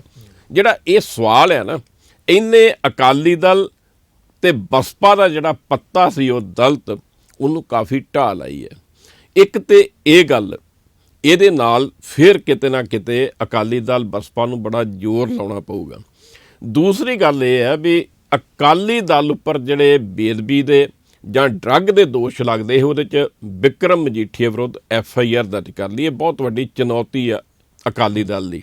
ਜੇ ਬਿਕਰਮ ਮਜੀਠੀਏ ਨੂੰ ਇਲੈਕਸ਼ਨ ਤੱਕ ਜ਼ਮਾਨਤ ਨਹੀਂ ਮਿਲਦੀ ਤੇ ਅਕਾਲੀ ਦਲ ਨੂੰ ਕਾਫੀ ਉਹਦਾ ਨੁਕਸਾਨ ਹੋ ਸਕਦਾ, ਕਿਉਂਕਿ ਉਹ ਇੱਕ ਤੇ ਇਹ ਹੈ ਵੀ ਇੱਕ ਉਹ ਚੁਣੌਤੀ ਹੋਣੀ ਹੈ, ਲੋਕਾਂ 'ਚ ਗੱਲ ਜਾਣੀ ਹੈ ਵੀ ਜ਼ਮਾਨਤ ਨਹੀਂ ਮਿਲੀ। ਅਕਾਲੀ ਦਲ ਦਾ ਅਗਰ ਦੇਖਿਆ, ਯੂਥ ਦਾ ਵੱਡਾ ਫੇਸ ਬਿਕਰਮ ਮਜੀਠੀਆ ਬਣੇ ਹੋਏ, ਯੂਥ ਦੇ ਨਹੀਂ, ਓਵਰਆਲ ਉਹ ਅਕਾਲੀ ਦਲ ਦੇ ਇੱਕ ਧੁਰੇ ਵਜੋਂ ਕੰਮ ਕਰ ਰਹੇ ਅੱਜ ਕੱਲ੍ਹ, ਕਿਉਂਕਿ ਉਹਨਾਂ ਦਾ ਚਿਹਰਾ ਬਹੁਤ ਵੱਡਾ ਹੋ ਗਿਆ। ਕਿਵੇਂ ਮੈਨੇਜ ਕਰਨਾ, ਕਿਵੇਂ ਕਿਸੇ ਨੂੰ ਨਾਲ ਜੋੜਨਾ, ਕੀ ਕਰਨਾ। ਸੋ ਜੇ ਉਹ ਮਾਈਨਸ ਹੋ ਗਏ ਇਲੈਕਸ਼ਨ ਕੰਪੇਨ ਵਿੱਚੋਂ ਤੇ ਉਹ ਬਹੁਤ ਵੱਡਾ ਨੁਕਸਾਨ ਹੋਊਗਾ। ਸੋ ਅਕਾਲੀ ਦਲ ਬਸਪਾ ਗੱਠਜੋੜ ਜਿਹੜਾ ਉਹਦੇ ਲਈ ਇਹ ਇਲੈਕਸ਼ਨ ਜਿੱਤਣੀ ਬਹੁਤ ਟੇਢਾ ਸਵਾਲ ਬਣਿਆ, ਬਹੁਤ ਵੱਡੀ ਚੁਣੌਤੀ ਅਕਾਲੀ ਦਲ ਲਈ। ਅਗਰ ਬਿਕਰਮ ਮਜੀਠੀਆ ਦੇ ਜਿਸ ਤਰ੍ਹਾਂ ਤੁਸੀਂ ਕਹਿ ਰਹੇ ਹੋ ਕਿ ਇਸ ਤਰ੍ਹਾਂ ਹੋ ਜਾਂਦਾ ਕਿ ਅਗਰ ਰਾਹਤ ਨਹੀਂ ਮਿਲਦੀ ਕੋਰਟ 'ਚੋਂ, ਨਮੋਸ਼ੀ ਨਾਲੋਂ ਨੁਕਸਾਨ ਜ਼ਿਆਦਾ ਹੋਊਗਾ। ਕਿਉਂਕਿ ਇਹ ਦੇਖੋ, ਇੱਕ ਪਾਸੇ ਸੁਖਬੀਰ ਸਿੰਘ ਬਾਦਲ, ਵੱਡੇ ਚਿਹਰੇ ਕਿਹੜੇ ਨੇ, ਸੁਖਬੀਰ ਸਿੰਘ ਬਾਦਲ, ਬਿਕਰਮ ਮਜੀਠੀਆ ਮੰਨੇ ਜਾਂਦੇ ਨੇ, ਚਲੋ ਹਰਸਿਮਰਤ ਬਾਦਲ, ਚਲੋ ਪ੍ਰੋਫੈਸਰ ਪ੍ਰੇਮ ਸਿੰਘ ਚੰਦੂ ਮਾਜਰਾ ਨੇ, ਬਲਵਿੰਦਰ ਭੂੰਦੜ ਵੀ ਹੈਗੇ ਨੇ, ਜਥੇਦਾਰ ਤੋਤਾ ਸਿੰਘ ਵੀ ਹੈਗੇ ਨੇ। ਪਰ ਜਿਹੜਾ ਮੈਨੇਜ ਕਰਨਾ ਹੁੰਦਾ, ਅੱਜ ਕੱਲ੍ਹ ਨਾ ਇਲੈਕਸ਼ਨ 'ਚ ਮੈਨੇਜਰ ਚਾਹੀਦਾ ਹੁੰਦਾ। ਇੱਕ ਮੈਨੇਜਰ ਬਿਕਰਮ ਮਜੀਠੀਆ ਜਿਹੜੇ ਨੇ ਉਹ ਅਕਾਲੀ ਦਲ ਦੇ ਸੀ ਵੀ ਕਿਵੇਂ ਤੋੜ ਭੰਨ ਕਰਨੀ, ਕਿਵੇਂ ਕਿਸੇ ਨੂੰ ਜੋੜਨਾ ਤੋੜਨਾ, ਉਹ ਬਹੁਤ ਵੱਡਾ ਨੁਕਸਾਨ ਹੋਊਗਾ। ਇੱਕ ਸ਼ਬਦ ਹੋਰ ਵੀ ਜੋੜਦਾ ਕਿ ਸਿੰਪਥੀ ਜੁੜ ਸਕਦੀ ਹੈ ਕਿ ਅਕਾਲੀ ਦਲ ਵੱਲੋਂ ਕਿ ਸਾਡੇ ਨਾਲ ਧੱਕਾ ਹੋ ਗਿਆ, ਕਿ ਬਿਕਰਮ ਮਜੀਠੀਆ ਨੂੰ ਵੈਂਡੇਟਾ ਦੇ ਤਹਿਤ ਜਿਹੜਾ ਉਹ ਮਾਮਲਾ ਦਰਜ ਕੀਤਾ ਗਿਆ ਜਦ ਕਿ ਸਬੂਤ ਨਹੀਂ ਸੀਗੇ। ਇੱਦਾਂ ਦੀਆਂ ਗੱਲਾਂ ਕਰਕੇ ਕਿ ਇਹ ਸਿੰਪਥੀ ਮਿਲ ਸਕਦੀ ਹੈ ਕਿ ਇੱਕ ਦੂਜਾ ਪਹਿਲੂ ਆ ਵੀ ਆ ਜਾਂਦਾ, ਇੱਕ ਨੁਕਸਾਨ ਹੋਣਾ, ਇੱਕ ਸਿੰਪਥੀ ਮਿਲ ਜਾਣੀ। ਦੇਖੋ, ਇਹਦੇ 'ਚ ਮੈਨੂੰ ਲੱਗਦਾ ਵੀ ਇਨ ਜਰਨਲ ਸਿੰਪਥੀ ਵਾਲੀ ਬਹੁਤੀ ਗੱਲ ਪੱਲੇ ਨਹੀਂ ਪੈਣੀ ਅਕਾਲੀ ਦਲ ਦੇ। ਪਰ ਇੱਕ ਬੈਨੀਫਿਟ ਹੋਊਗਾ, ਜਿਹੜਾ ਇਹਨਾਂ ਦਾ ਕਮਿਟਡ ਕੇਡਰ ਹੈ ਉਹਦੇ ਵਿੱਚ ਰੋਸ ਜ਼ਰੂਰ ਕਿਤੇ ਨਾ ਕਿਤੇ ਹੈਗਾ। ਕੱਲ੍ਹ ਵੀ ਯੂਥ ਅਕਾਲੀ ਦਲ ਨੇ ਰੈਲੀਆਂ ਧਰਨੇ ਕੀਤੇ SSP ਦਫ਼ਤਰਾਂ ਮੂਹਰੇ, ਉਹ ਜ਼ਰੂਰ ਐਕਟਿਵ ਹੋ ਗਿਆ। ਉਹਦੇ ਮਨ 'ਚ ਕਿਤੇ ਜ਼ਰੂਰ ਇੱਕ ਗੁੱਸਾ ਹੈ ਵੀ ਸਾਡੇ ਲੀਡਰ ਵਿਰੁੱਧ ਗਲਤ ਕੇਸ ਦਰਜ ਕੀਤਾ। ਕਾਰਨ ਕੀ ਹੈ? ਨਵਜੋਤ ਸਿੰਘ ਸਿੱਧੂ ਤੇ ਨੰਗੇ ਚਿੱਟੇ ਰੂਪ ਵਿੱਚ ਕਈ ਸਾਲਾਂ ਤੋਂ ਬੋਲ ਰਹੇ ਵੀ ਇਹਨੂੰ ਅੰਦਰ ਤੁੰਨੋ, ਇਹਨੂੰ ਅੰਦਰ ਤੁੰਨੋ, ਮੈਂ ਗ੍ਰਹਿ ਮੰਤਰੀ ਹੁੰਦਾ ਮੈਂ ਇਹ ਕਰ ਦੇਣਾ ਸੀ। ਸੋ ਉਹ ਇੱਕ ਇੱਦਾਂ ਦੀ ਖਬਰ ਵੀ ਆ ਰਹੀ ਹੈ ਵੀ ਅਕਾਲੀ ਦਲ ਦੇ ਇੱਕ ਲੀਡਰ ਨੇ ਕਿਹਾ ਵੀ ਨਵਜੋਤ ਸਿੱਧੂ ਨੇ ਝੂਠਾ ਕੇਸ ਦਰਜ ਕਰਾਇਆ ਤੇ ਮਜੀਠੀਆ ਜਿਹੜਾ ਆ ਉਹ ਨਵਜੋਤ ਸਿੱਧੂ ਦੇ ਵਿਰੁੱਧ ਇਲੈਕਸ਼ਨ ਲੜੂਗਾ। ਸੋ ਜਿਹੜੀਆਂ ਇਹ ਗੱਲਾਂ ਨੇ ਉਹਦੇ ਨਾਲ ਇਹ ਵੀ ਕੇਡਰ 'ਚ ਕਿਤੇ ਗੁੱਸਾ ਆ, ਉਹ ਕਿਤੇ ਹੋਰ ਤੇਜ਼ੀ ਨਾਲ ਕੰਪੇਨ ਕਰ ਸਕਦਾ। ਇਹ ਅਕਾਲੀ ਦਲ ਨੂੰ ਫਾਇਦਾ ਹੋ ਸਕਦਾ। ਬਾਕੀ ਸਿੰਪਥੀ ਵਾਲੀ ਮੈਨੂੰ ਲੱਗਦਾ ਵੀ ਬਹੁਤੀ ਗੱਲ ਨਹੀਂ, ਕਿਉਂਕਿ 2017 ਤੇ ਰੌਲਾ ਆਪ ਪਾ ਰਹੀ ਹੈ, ਕਾਂਗਰਸ ਪਾ ਰਹੀ ਹੈ, ਮਜੀਠੀਆ ਉਹਨਾਂ ਦਾ ਨਾਂ ਜੋੜਿਆ ਜਾ ਰਿਹਾ ਤੇ ਉਹਨੂੰ ਲੈ ਕੇ ਜੇ ਆਪਾਂ ਕਿ ਲੋਕਾਂ 'ਚ ਸਿਮਤੀ ਨਹੀਂ ਮਿਲੂਗੀ, ਪਰ ਇਹ ਫਾਇਦਾ ਹੋਊਗਾ ਵੀ ਕੇਡਰ ਹੋਰ ਗੁੱਸੇ ਨਾਲ ਕੰਪੇਨ ਕਰੂਗਾ ਵੀ ਜਿੱਤ ਕੇ ਦਿਖਾਉਣਾ ਹੈ। ਬਿਲਕੁਲ। ਆਮ ਆਦਮੀ ਪਾਰਟੀ ਦੀ ਗੱਲ ਕੀਤੀ ਜਾਏ ਤਾਂ ਕੇਜਰੀਵਾਲ 2017 ਦੇ ਵਿੱਚ ਆਏ ਸੀ, 100 ਸੀਟਾਂ ਦਾ ਦਾਅਵਾ ਸੀ, ਲੇਕਿਨ 20 ਸੀਟਾਂ ਮੁੱਖ ਵਿਰੋਧੀ ਪਾਰਟੀ ਬਣੇ ਸੀਗੇ। ਤੇ ਚੰਡੀਗੜ੍ਹ ਦੇ ਵਿੱਚ ਅਸੀਂ ਦੇਖਿਆ ਕਿ ਬੜਾ ਸਭ ਤੋਂ ਵੱਡੀ ਪਾਰਟੀ ਉੱਭਰ ਕੇ ਸਾਹਮਣੇ ਆਈ, ਭਾਵੇਂ ਬਹੁਮਤ ਨਹੀਂ ਮਿਲਿਆ, ਲੇਕਿਨ ਫਿਰ ਵੀ ਵੱਡੀ ਪਾਰਟੀ ਪਹਿਲੀ ਵਾਰੀ ਇਲੈਕਸ਼ਨਾਂ 'ਚ ਉਤਰਨਾ, ਔਰ ਇੰਨੀ ਐਮਸੀ ਦੇ ਇਲੈਕਸ਼ਨ ਦੇ ਵਿੱਚ ਅਗਰ ਦੇਖਿਆ ਜਾਏ ਆਮ ਆਦਮੀ ਪਾਰਟੀ ਗਰੰਟੀਆਂ ਕਾਫੀ ਦਿੱਤੀਆਂ, ਕੇਜਰੀਵਾਲ ਲਗਾਤਾਰ ਪੰਜਾਬ ਦੀਆਂ ਫੇਰੀਆਂ, ਧੂਆਂ ਧਾਰ ਫੇਰੀਆਂ ਜਿਹਨੂੰ ਕਿਹਾ ਜਾ ਸਕਦਾ ਉਹ ਕਰਦੇ ਨਜ਼ਰ ਆ ਰਹੇ ਨੇ। ਇੱਥੋਂ ਤੱਕ ਵੱਡੇ ਵੱਡੇ ਐਲਾਨ, ਵਾਅਦੇ, ਦਾਅਵੇ, ਗਰੰਟੀਆਂ। ਕੀ ਕੇਜਰੀਵਾਲ ਦਾ ਮੈਜਿਕ ਚੱਲ ਪਾਊਗਾ ਪੰਜਾਬ ਦੇ ਵਿੱਚ? ਦੇਖੋ ਤਪਨ ਜੀ, ਆਮ ਆਦਮੀ ਪਾਰਟੀ ਨੂੰ ਦੋ ਫੈਕਟਰ ਜਿਹੜੇ ਨੇ ਉਹ ਸੱਤਾ 'ਚ ਲਿਜਾਉਣ 'ਚ ਕਾਮਯਾਬ ਹੋ ਸਕਦੇ ਨੇ। ਸਭ ਤੋਂ ਵੱਡਾ ਫੈਕਟਰ ਇਹ ਹੈ ਵੀ ਪੰਜਾਬ ਦੇ ਲੋਕ ਜਿਹੜੇ ਨੇ ਉਹ ਰਵਾਇਤੀ ਪਾਰਟੀਆਂ ਤੋਂ ਫੈਡ ਅਪ ਹੋ ਚੁੱਕੇ ਨੇ, ਦੁਖੀ ਹੋ ਚੁੱਕੇ ਨੇ, ਪਰੇਸ਼ਾਨ ਹੋ ਚੁੱਕੇ ਨੇ। ਉਹਨਾਂ ਦੇ ਕਿਤੇ ਨਾ ਕਿਤੇ ਦਿਮਾਗ 'ਚ, ਚਿੱਤ 'ਚ ਇਹ ਗੱਲ ਹੈਗੀ ਵੀ ਯਾਰ ਇਹਨਾਂ ਨੂੰ ਸਬਕ ਸਿਖਾਉਣਾ। ਇਹਨਾਂ ਨੇ ਸਾਨੂੰ 25-30 ਸਾਲਾਂ 'ਚ ਕੀ ਦਿੱਤਾ? ਕਰਜ਼ਾ ਵੱਧ ਗਿਆ, ਬੇਰੁਜ਼ਗਾਰੀ ਵੱਧ ਗਈ, ਡਰੱਗ ਵੱਧ ਗਏ। ਇਹ ਇੱਕ ਪਲੱਸ ਪੁਆਇੰਟ ਹੈ ਸਭ ਤੋਂ ਵੱਡਾ ਆਮ ਆਦਮੀ ਪਾਰਟੀ ਦਾ। ਜੇ ਮੈਂ ਐਨਾਲਿਸਿਸ ਕਰਾਂ ਤੇ ਸਭ ਤੋਂ ਵੱਧ ਜੇ ਬੇਸ ਪੋਲੀਟੀਕਲੀ ਪੰਜਾਬ 'ਚ ਮਿਲਿਆ ਤੇ ਇਹ ਲੋਕਾਂ ਦੇ, ਪੰਜਾਬ ਦੇ ਲੋਕਾਂ ਦੇ ਗੁੱਸੇ ਕਰਕੇ ਮਿਲਿਆ। ਇਹ 2017 'ਚ, 2017 'ਚ ਆਪਣੀਆਂ ਗਲਤੀਆਂ ਕਾਰਨ ਸਰਕਾਰ ਬਣਾਉਂਦੇ ਸਿਰਫ 20, ਅੱਜ 20 ਵਿੱਚੋਂ 11 ਵਿਧਾਇਕ ਰਹਿ ਗਏ, 9 ਇਹਨਾਂ ਨੂੰ ਛੱਡ ਕੇ ਚਲ ਗਏ। ਨੈਗੇਟਿਵ ਗੱਲ। ਦੂਸਰਾ ਪੋਜ਼ਿਟਿਵ ਫੈਕਟਰ ਦੀ ਗੱਲ ਕਰ ਲਈਏ ਵੀ ਅਰਵਿੰਦ ਕੇਜਰੀਵਾਲ ਅੱਜ ਵੀ ਪੰਜਾਬ ਸਮੇਤ ਦੇਸ਼ ਭਰ ਦੇ ਵੱਡੀ ਗਿਣਤੀ 'ਚ ਲੋਕਾਂ ਨੂੰ ਇੱਕ ਚੰਗਾ ਚਿਹਰਾ ਲੱਗਦਾ ਹੈ। ਮਤਲਬ ਵੀ ਕੰਪੇਨ ਤੋਂ ਬਿਨਾਂ ਹੀ, ਜਿਵੇਂ ਯੂਪੀਏ ਦੀ ਸਰਕਾਰ ਸੈਕੰਡ ਵਾਰ ਡਾਕਟਰ ਮਨਮੋਹਨ ਸਿੰਘ ਦੇ ਇਮਾਨਦਾਰ ਚਿਹਰੇ ਕਰਕੇ ਬਣ ਗਈ ਸੀ। ਸੋ ਦੂਸਰਾ ਇਹ ਵੀ ਅਰਵਿੰਦ ਕੇਜਰੀਵਾਲ ਦੇ ਚਿਹਰੇ ਨੂੰ ਲੋਕ ਪਸੰਦ ਕਰਦੇ ਨੇ। ਦਿੱਲੀ ਦੇ ਕੰਮ ਵੀ ਕੁਛ ਤੇ ਕੁਛ ਵੀ ਇਹ ਇਮਾਨਦਾਰ ਹੈ। ਪੰਜਾਬ ਦੇ ਲੋਕਾਂ ਦਾ ਰਵਾਇਤੀ ਪਾਰਟੀਆਂ ਤੋਂ ਦੁਖੀ ਹੋਣਾ ਔਰ ਅਰਵਿੰਦ ਕੇਜਰੀਵਾਲ ਨੂੰ ਇੱਕ ਚੰਗਾ ਚਿਹਰਾ ਮੰਨਣਾ, ਇਹ ਦੋ ਫੈਕਟਰ ਨੇ। ਪਰ ਨੈਗੇਟਿਵ ਗੱਲ ਕੀ ਹੈ? ਨੈਗੇਟਿਵ ਗੱਲ ਇਹ ਹੈ ਵੀ ਇਹ ਪਾਰਟੀ ਆਪਣੇ ਆਪ ਤੇ ਹੀ ਭਰੋਸਾ ਨਹੀਂ ਕਰਦੀ। ਇਹ ਜਿੰਨਾ ਮਰਜ਼ੀ ਕਹਿ ਲੈਣ ਵੀ ਇਹ ਡਿਕਟੇਟਰ ਨਹੀਂ ਗੇ, ਪੰਜਾਬ ਦੀ ਲੀਡਰਸ਼ਿਪ ਵੀ ਆਪ ਦੀ ਜਿੰਨੀ ਮਰਜ਼ੀ ਕਹਿ ਲਏ ਵੀ ਨਹੀਂ ਸਾਡੇ ਮੁਤਾਬਕ ਕੰਮ ਹੁੰਦਾ, ਪਰ ਓਪਨ ਸੀਕਰਟ ਹੈ ਵੀ ਸਾਰਾ ਕੁਝ ਦਿੱਲੀ ਵਾਲਿਆਂ ਮੁਤਾਬਕ ਛੋਟੇ ਤੋਂ ਲੈ ਕੇ ਵੱਡਾ ਕੰਮ ਚੱਲਦਾ ਆ। ਉਹ ਇੱਕ ਡਰਾਬੈਕ ਆ। ਉਹ ਦੂਸਰੀ ਗੱਲ ਬੇਭਰੋਸਗੀ ਜਿਹੜੀ ਹੈ, ਇਹਨਾਂ ਨੂੰ ਨਾ ਵਿਸ਼ਵਾਸ ਜਿਹਾ ਹੈ ਨਹੀਂ। ਜੇ ਕੋਈ ਵੱਡਾ ਚਿਹਰਾ ਇਹਨਾਂ 'ਚ ਆਉਣਾ ਚਾਹੁੰਦਾ ਤੇ ਇਹਨਾਂ ਨੂੰ ਲੱਗਦਾ ਹੈ 2-4 ਲੀਡਰਾਂ ਨੂੰ ਵੀ ਯਾਰ ਉਹ ਆ ਗਿਆ ਤੇ ਸਾਡਾ ਕੱਦ ਬੋਣਾ ਹੋ ਜਾਊਗਾ, ਹੈ ਨਾ, ਅਸੀਂ ਉਹ ਤੋਂ ਥੱਲੇ ਚੱਲ ਜਾਵਾਂਗੇ। ਡਰਦੇ ਨੇ ਥੋੜ੍ਹੇ ਜਿਹੇ, ਉਹਦੇ ਕਰਕੇ ਇਹਨਾਂ ਦਾ ਨੁਕਸਾਨ ਹੋ ਰਿਹਾ। ਪਰ ਦੇਖੋ ਤੁਸੀਂ, ਚੰਡੀਗੜ੍ਹ ਕਾਰਪੋਰੇਸ਼ਨ 'ਚ ਸਭ ਤੋਂ ਵੱਡੀ ਪਾਰਟੀ ਬਣਨਾ, 14 ਕਾਉਂਸਲਰ ਜਿਤਾਉਣੇ, ਬੀਜੇਪੀ ਨੂੰ 12 ਤੇ ਸੁੱਟ ਦੇਣਾ, ਕਾਂਗਰਸ ਨੂੰ 8 ਤੇ ਸੁੱਟ ਦੇਣਾ ਤੇ ਅਕਾਲੀ ਦਲ ਨੂੰ ਇੱਕੋ ਸੀਟ ਮਿਲਣੀ। ਇਹਦਾ ਕਾਰਨ ਇਹ ਵੀ ਸੰਗਠਨ ਬਹੁਤ ਵੱਡਾ ਸੀ। ਇਹ ਨਹੀਂ ਕਾਰਨ ਇਹਦਾ ਹੈਗਾ। ਸੰਗਠਨ ਤੇ 2 ਮਹੀਨੇ ਪਹਿਲਾਂ ਬਣਿਆ, ਸਾਡੀਆਂ ਅੱਖਾਂ ਸਾਹਮਣੇ ਬਣਿਆ। ਪ੍ਰਦੀਪ ਛਾਬੜੇ ਤੇ ਆਪਣੇ ਚੰਦਰਮੁਖੀ ਸ਼ਰਮਾ ਕੁਛ ਕਾਂਗਰਸ ਛੱਡ ਕੇ ਇੱਧਰ ਆਏ ਤੇ ਉਹ ਬਣ ਗਿਆ। ਇਹ ਵੀ ਆਮ ਆਦਮੀ ਪਾਰਟੀ ਜੇ ਸਿਆਣੀ ਹੋਊਗੀ ਤੇ ਇਹਨੂੰ ਕੈਸ਼ ਕਰਨਾ ਚਾਹੀਦਾ। ਲੋਕਾਂ ਨੇ ਆਪ ਮੁਹਾਰੇ ਚੰਡੀਗੜ੍ਹ 'ਚ ਵੋਟਾਂ ਪਾਈਆਂ। ਇਹ ਨਹੀਂ ਵੀ ਘਰ ਘਰ ਗਏ। ਕਈ ਤੇ ਕੌਂਸਲਰਾਂ ਦੇ ਉਮੀਦਵਾਰਾਂ ਦੇ ਲੋਕਾਂ ਨੂੰ ਨਾਮ ਹੀ ਨਹੀਂ ਸੀ ਪਤਾ। ਇਹਦਾ ਮਤਲਬ ਵੀ ਇਹਨਾਂ ਨੂੰ ਕੇਜਰੀਵਾਲ ਨੂੰ ਵੋਟ ਪਈ ਪਸੰਦ, ਕੇਜਰੀਵਾਲ ਨੂੰ ਵੋਟ ਪਈ। ਜੇ ਚੰਡੀਗੜ੍ਹ 'ਚ ਵੋਟ ਪੈ ਸਕਦੀ ਹੈ ਤੇ ਜੇ ਆ 1.5-2 ਮਹੀਨੇ ਸਿਆਣਪ ਕਰਨ, ਵਧੀਆ ਢੰਗ ਨਾਲ ਚਿਹਰੇ ਅੱਗੇ ਲਿਆਉਣ ਤੇ ਉਹ ਤੰਗ ਦਿਲੀ ਨਾ ਦਿਖਾਉਣ, ਤੇ ਲੱਗਦਾ ਇਹ ਵੀ ਇਹ ਰਵਾਇਤੀ ਪਾਰਟੀਆਂ ਦੀ ਬਹੁਤ ਵੱਡੀ ਥ੍ਰੈਟ ਬਣ ਸਕਦੀ ਹੈ। ਮਤਲਬ ਇੱਕ ਜਿਵੇਂ ਸਾਰੇ ਪਾਰਟੀਆਂ ਦੀ ਨੈਗੇਟਿਵਿਟੀ ਹੈਗੀ ਹੈ, ਇਸ ਪਾਰਟੀ ਦੇ ਵਿੱਚ ਵੀ ਇਹ ਨੈਗੇਟਿਵ ਪੁਆਇੰਟ ਜ਼ਰੂਰ ਹੈਗਾ ਜਿਹੜਾ ਕਿ ਸਭ ਤੋਂ ਵੱਡਾ ਸਰਕਾਰ ਬਣਾਉਣ ਤੋਂ ਜਿਹੜਾ ਰੋਕੇਗਾ। ਇੱਕ ਪਲੱਸ ਪੁਆਇੰਟ ਇਹਨਾਂ ਦਾ ਇਹ ਹੈ, ਪੰਜਾਬ 'ਚ ਕਦੀ ਇਹਨਾਂ ਦੀ ਸਰਕਾਰ ਨਹੀਂ ਸੀ, ਇਹਨਾਂ ਤੇ ਕੋਈ ਉਂਗਲ ਹੀ ਨਹੀਂ ਚੱਕ ਸਕਦਾ। ਉਹ ਤੇ ਉਂਗਲ ਤੇ ਤਾਂ ਚੱਕੂ ਨਾ ਜਦੋਂ ਸਰਕਾਰ ਬਣੂ, ਜਦੋਂ ਲੋਕ ਇਹਨੂੰ ਹੰਡਾਉਣਗੇ, ਉਦੋਂ ਪਤਾ ਲੱਗੂ ਵੀ ਇਹ 'ਚ ਕੀ ਚੰਗਾ ਤੇ ਕੀ ਮਾੜਾ। ਪਲੱਸ ਪੁਆਇੰਟ ਇਹਨਾਂ ਕੋਲ ਬਹੁਤ ਜ਼ਿਆਦੇ ਨੇ। 2017 'ਚ ਵੀ ਕੰਧ ਤੇ ਲਿਖਤਾ ਸੀ ਪੰਜਾਬ ਦੇ ਲੋਕਾਂ ਨੇ, ਇਸ ਵਾਰ ਆਮ ਆਦਮੀ ਪਾਰਟੀ। ਇਹਨਾਂ ਨੇ ਆਪ ਹੀ ਬੁਝਾਤਾ, ਉੱਤੇ ਪੋਚਾ ਫੇਰਤਾ ਆਪਣੀਆਂ ਗਲਤੀਆਂ ਕਰ ਕਰਕੇ। ਜੇ ਪੋਚਾ ਇਹਨਾਂ ਨੇ ਜਿਹੜਾ 17 'ਚ ਫੇਰਿਆ ਸੀ ਉਹ ਕਿਤੇ ਪਾੜ ਪੂੜ ਕੇ ਸੁੱਟ ਦੇਣ ਤੇ ਇਮਾਨਦਾਰੀ ਨਾਲ ਚੰਗੇ ਚਿਹਰੇ ਲੈ ਕੇ ਅੱਗੇ ਆਉਣ। ਵੈਸੇ ਇਸ ਵਾਰ ਦੇਖੋ 96 ਕੈਂਡੀਡੇਟ ਇਹਨਾਂ ਨੇ ਅਨਾਉਂਸ ਕਰ ਦਿੱਤੇ, ਬਹੁਤਾ ਰੌਲਾ ਨਹੀਂ ਪਿਆ। ਇਹ ਨੋਟ ਕਰਨ ਵਾਲੀ ਗੱਲ ਹੈ, ਪਿਛਲੀ ਵਾਰੀ ਹਰੇਕ ਸੀਟ ਤੇ ਰੌਲਾ ਪੈਂਦਾ ਸੀ, ਇਹਨਾਂ ਨੇ ਦਲ ਬਦਲੂ ਬੜੇ ਲੈਂਦੇ ਸੀ।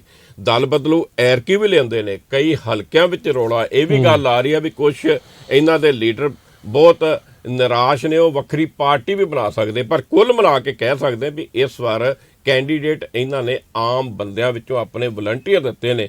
ਪਰ ਜੇ 2 ਮਹੀਨੇ ਸੰਭਲ ਜਾਣ ਤੇ ਮੈਨੂੰ ਇਲੈਕਸ਼ਨ ਤੱਕ 2 ਮਹੀਨੇ ਥੋੜੇ ਰਹਿ ਗਏ ਤੇ ਸ਼ਾਇਦ ਇਹ ਪੰਜਾਬ ਵਿੱਚ ਜਿਹੜੀਆਂ ਮੈਜਿਕ ਕਿਹਾ ਜਾ ਸਕਦਾ ਆਮ ਆਦਮੀ ਪਾਰਟੀ ਦਾ ਚੱਲ ਸਕਦਾ ਹੈ, ਰਵਾਇਤੀ ਪਾਰਟੀਆਂ ਨੂੰ ਕਾਫੀ ਸੰਨ ਲਾ ਸਕਦੇ। ਤੇ ਹੁਣ ਗੱਲ ਕੀਤੀ ਜਾਏ ਤਾਂ ਭਾਜਪਾ ਦੇ ਖਿਲਾਫ ਕਾਫੀ ਵਿਰੋਧਤਾ ਸੀਗੀ। ਇਹ ਕਿਹਾ ਜਾ ਰਿਹਾ ਸੀ ਵੜਨ ਨਹੀਂ ਦਿੱਤਾ ਜਾਏਗਾ ਪਿੰਡਾਂ ਦੇ ਵਿੱਚ, ਸ਼ਹਿਰ ਦੇ ਵਿੱਚ, ਪੰਜਾਬ ਦੇ ਵਿੱਚ। ਤੇ ਹੁਣ ਅਗਰ ਦੇਖਿਆ ਜਾਏ ਤਾਂ ਭਾਜਪਾ ਦੇ ਵਿੱਚ ਤਾਂ ਜਿਹੜੇ ਵੱਡੇ ਲੀਡਰ ਸੀਗੇ, ਵਿਧਾਇਕ ਸੀ, ਮੰਤਰੀ ਸੀਗੇ, ਉਹ ਸ਼ਾਮਲ ਹੋ ਚੁੱਕੇ ਨੇ। ਵੱਡੇ ਚਿਹਰੇ, ਸਿੱਖ ਚਿਹਰੇ ਉਹ ਸ਼ਾਮਲ ਹੋ ਚੁੱਕੇ ਨੇ। ਕੈਪਟਨ ਅਮਰਿੰਦਰ ਸਿੰਘ ਗੱਠਜੋੜ ਕਰ ਚੁੱਕੇ ਨੇ, ਢੀਂਡਸਾ ਵੀ ਗੱਠਜੋੜ ਕਰ ਚੁੱਕੇ ਨੇ। ਅਗਰ ਦੇਖਿਆ ਜਾਏ ਤਾਂ ਹੁਣ ਕਿ ਭਾਜਪਾ ਦੀ ਅਗਰ ਦੇਖੀ ਜਾਏ ਗੱਠਜੋੜ ਤੇ ਕੈਪਟਨ ਅਮਰਿੰਦਰ ਸਿੰਘ, ਢੀਂਡਸਾ, ਇਹ ਕੀ ਬਣਦਾ ਨਜ਼ਰ ਆ ਰਿਹਾ ਪੰਜਾਬ ਦੇ ਵਿੱਚ? ਕੋਈ ਸਮੀਕਰਨ ਦੇਖੋ ਤਪਨ ਜੀ, ਜਦੋਂ ਪ੍ਰਧਾਨ ਮੰਤਰੀ ਨਰਿੰਦਰ ਮੋਦੀ ਹੋਣਾ 19 ਨਵੰਬਰ ਨੂੰ ਖੇਤੀ ਕਾਨੂੰਨ ਵਾਪਸ ਲੈ ਲਏ ਸੀ ਤੇ ਉਦੋਂ ਇਹ ਸੰਕੇਤ ਮਿਲ ਗਏ ਸੀ ਵੀ ਭਾਰਤੀ ਜਨਤਾ ਪਾਰਟੀ ਪੰਜਾਬ ਦੀਆਂ ਚੋਣਾਂ ਵਿੱਚ ਬਹੁਤ ਮਜ਼ਬੂਤ ਢੰਗ ਨਾਲ ਆ ਰਹੀ ਹੈ। ਕਿਉਂਕਿ ਉਹ ਖੇਤੀ ਕਾਨੂੰਨ ਜਿਹਦੇ ਲਈ 1.5 ਸਾਲ ਸੰਘਰਸ਼ ਚੱਲਿਆ, ਭਾਰਤ ਦੀ ਸਰਕਾਰ ਦੀ ਦੁਨੀਆ ਭਰ 'ਚ ਬਦਨਾਮੀ ਹੋਈ ਵੀ ਲੋਕਾਂ ਦੀ ਆਵਾਜ਼ ਨਹੀਂ ਸੁਣਦੇ, ਤੇ ਉਸ ਤੋਂ ਬਾਅਦ ਇੱਕਦਮ ਉਹ ਵੀ ਪ੍ਰਧਾਨ ਮੰਤਰੀ ਵੱਲੋਂ ਚੁੱਪ ਚਪੀਤੇ ਕਾਨੂੰਨ ਵਾਪਸ ਲੈ ਲੈਣੇ। ਉਹਦੇ ਤੋਂ ਬੜਾ ਸਾਫ਼ ਸੀ ਵੀ ਇਹਨਾਂ ਨੇ ਕਿਹਾ ਵੀ ਲੈ ਲਓ ਵਾਪਸ, ਤੇ ਜਿਹੜੇ ਵੈਸੇ ਤੇ 5 ਰਾਜਾਂ ਦੀ ਗੱਲ ਹੈ, 5 ਸੂਬਿਆਂ 'ਚ ਇਲੈਕਸ਼ਨ, ਪਰ ਪੰਜਾਬ 'ਚ ਟੁੱਟ ਕੇ ਪੈ ਜਾਓ। ਸੋ ਉਹਦੇ ਨਾਲ ਇੱਕ ਪਾਰਟੀ ਵੱਡੀ ਹੈ। ਦੇਖੋ ਜੋ ਮਰਜ਼ੀ ਕਹਿ ਲਓ, 19 ਸੂਬਿਆਂ ਦੀ ਪਾਰਟੀ ਹੈ ਔਰ ਜਥੇਬੰਦਕ ਢਾਂਚਾ ਬੜਾ ਮਜ਼ਬੂਤ ਹੈ। ਔਰ ਦੂਸਰੀ ਗੱਲ ਤਪਨ ਜੀ, ਸਿਧਾਂਤ ਤੇ ਕਿਸੇ ਦਾ ਹੈ ਨਹੀਂਗਾ, ਆਈਡੀਓਲੋਜੀ ਤੇ ਕਿਸੇ ਪਾਰਟੀ ਦੇ ਲੀਡਰ ਦੇ ਹੈ ਨਹੀਂ। ਜਿਹੜੀ ਤੁਸੀਂ ਗੱਲ ਕਰ ਰਹੇ ਜੇ ਦਲ ਬਦਲੂਆਂ ਦੀ, ਕਾਂਗਰਸ ਵਾਲੇ ਜਦੋਂ ਮਰਜ਼ੀ ਚੱਕ ਕੇ ਜੁੱਲਾ ਆਪਣਾ ਜਿਹੜੀ ਮਰਜ਼ੀ ਪਾਰਟੀ 'ਚ ਚੱਲ ਜਾਣ, ਆਪ ਵਾਲੇ ਚੱਲ ਜਾਣ, ਅਕਾਲੀ ਚੱਲ ਜਾਣ, ਇਹ ਤੇ ਦੇਖਦੇ ਆ ਵੀ ਕਿੱਥੇ ਬਿਸਤਰਾ ਵਸਾਉਣ ਨੂੰ ਸਾਨੂੰ ਥਾਂ ਮਿਲ ਜੇ। ਸੋ ਕੁਛ ਲੀਡਰ ਜਿਹੜੇ ਉਧਰ ਜਾ ਰਹੇ ਨੇ, ਉਹਦੇ 'ਚ ਭਾਰਤੀ ਜਨਤਾ ਪਾਰਟੀ ਦਾ ਵੱਡਾ ਰੋਲ ਹੈ। ਜਿਹੜੀ ਜਥੇਬੰਦਕ ਉਹਨਾਂ ਦੀ ਮਜ਼ਬੂਤੀ ਹੈ, ਪਹੁੰਚ ਕਰਦੇ ਨੇ। ਇੱਕ ਕਹਿੰਦੇ ਇਹਨਾਂ ਨੇ ਬਹੁਤ ਪੈਰ ਰੱਖਣ ਨੂੰ ਜਗ੍ਹਾ ਮਿਲ ਗਈ ਪੰਜਾਬ 'ਚ, ਮਿਲ ਗਈ ਜੀ। ਔਰ ਦੂਸਰੀ ਗੱਲ, ਕੈਪਟਨ ਅਮਰਿੰਦਰ ਸਿੰਘ, ਮੈਂ ਤਾਂ ਕਹਿੰਦਾ ਨਾ ਵੀ ਇਹ ਭਾਜਪਾ ਦਾ, ਕੈਪਟਨ ਸਾਹਿਬ ਦਾ ਤੇ ਢੀਂਡਸਾ ਸਾਹਿਬ ਦਾ ਗੱਠਜੋੜ ਆ। ਲੋਕ ਕਾਂਗਰਸ ਪੰਜਾਬ ਨੂੰ ਕਿਹੜਾ ਜਾਣਦਾ, ਸੰਯੁਕਤ ਅਕਾਲੀ ਦਲ ਨੂੰ ਕਿਹੜਾ ਜਾਣਦਾ? ਉਹ ਤੇ ਹੁਣ ਅਕਾਲੀ ਦਲ ਤੇ ਖਿੰਡ ਹੀ ਗਿਆ, ਬ੍ਰਹਮਪੁਰੇ ਹੋਣੀ ਸਾਰੇ ਚੱਲ ਗਏ। ਸੋ ਇਹ ਜਿਹੜਾ ਗੱਠਜੋੜ ਬਣਿਆ, ਇਹਦੇ 'ਚ ਜੋ 5 ਜਨਵਰੀ ਨੂੰ ਆ ਰਹੇ ਨੇ ਪ੍ਰਧਾਨ ਮੰਤਰੀ ਜੀ ਆ ਰਹੇ ਨੇ, ਸੋ ਪੰਜਾਬ 'ਚ ਆ ਰਹੇ ਨੇ, ਫਿਰੋਜ਼ਪੁਰ ਉਹਨਾਂ ਨੇ ਰੈਲੀ ਕਰਨੀ ਹੈ, ਕਹਿੰਦੇ 5 ਲੱਖ ਦਾ ਇਕੱਠ ਕਰਨਾ ਹੈ। ਸੋ ਨਰਿੰਦਰ ਮੋਦੀ ਹੋਣਾ ਦਾ ਇਹ ਸਾਰੀ ਗਰਾਊਂਡ ਬਣਾਉਣ ਤੋਂ ਬਾਅਦ, ਇਹ ਗੱਠਜੋੜ ਕਰਨ ਤੋਂ ਬਾਅਦ 5 ਜਨਵਰੀ ਨੂੰ ਪੰਜਾਬ ਆਉਣਾ। ਹੋ ਸਕਦਾ ਕਿ ਹੋਰ ਸਿਆਸੀ ਧਮਾਕਾ ਕਰ ਦੇਣ, ਕੁਛ ਵੱਡੇ ਲੀਡਰ ਉਦੋਂ ਸ਼ਾਮਲ ਹੋ ਜਾਣ, ਸ਼ਾਇਦ ਉਦੋਂ ਨਾ ਸ਼ਾਮਲ ਕਰਾਉਣ, ਕਿਸੇ ਉਤੋਂ 1 ਦਿਨ ਪਹਿਲਾਂ ਕਰਵਾ ਲੈਣ, ਫਿਰ ਉਹ ਪੰਜਾਬ ਲਈ ਵੱਡੇ ਐਲਾਨ ਵੀ ਕਰ ਸਕਦੇ ਆ।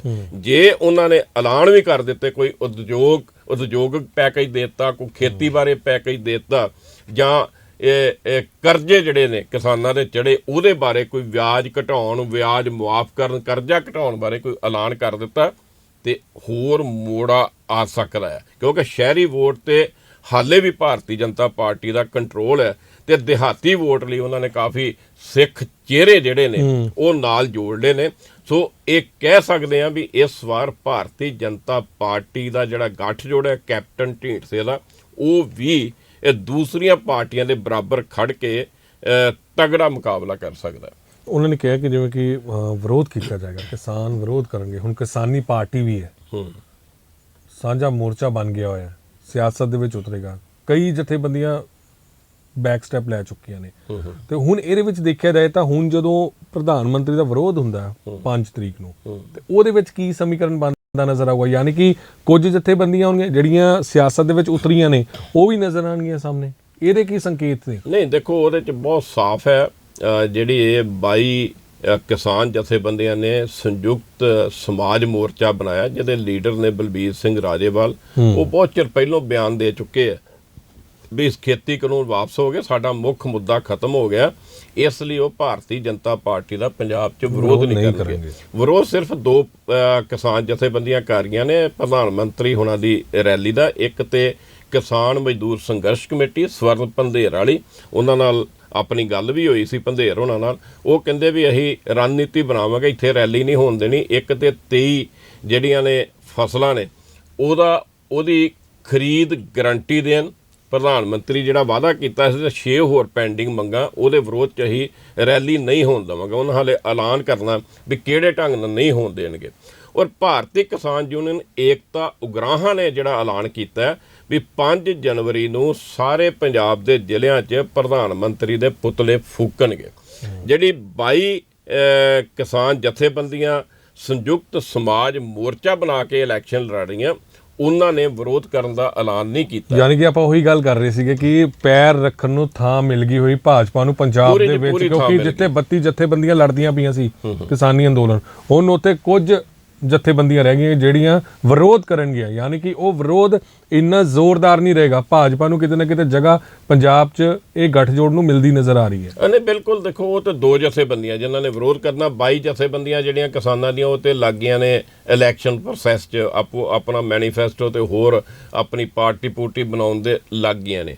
ਔਰ ਜਿਹੜੀਆਂ ਬਾਕੀ ਨੇ ਤਪਨ ਜੀ 22 ਚੋਂ ਕਹਿ ਲਈਏ 10 ਜਥੇਬੰਦੀਆਂ, 32 ਸੀ ਟੋਟਲ, ਉਹਨਾਂ ਨੇ ਕਿਸੇ ਨਾ ਕਿਸੇ ਰੂਪ ਵਿੱਚ ਕਹਿ ਦਿੱਤਾ ਵੀ ਲੱਖੋਵਾਲ ਨੇ ਵੀ ਕਹਿ ਦਿੱਤਾ ਗਰੁੱਪ ਨੇ ਵੀ ਅਸੀਂ ਨਹੀਂ ਪਾਰਟਿਸਿਪੇਟ ਕਰਾਂਗੇ।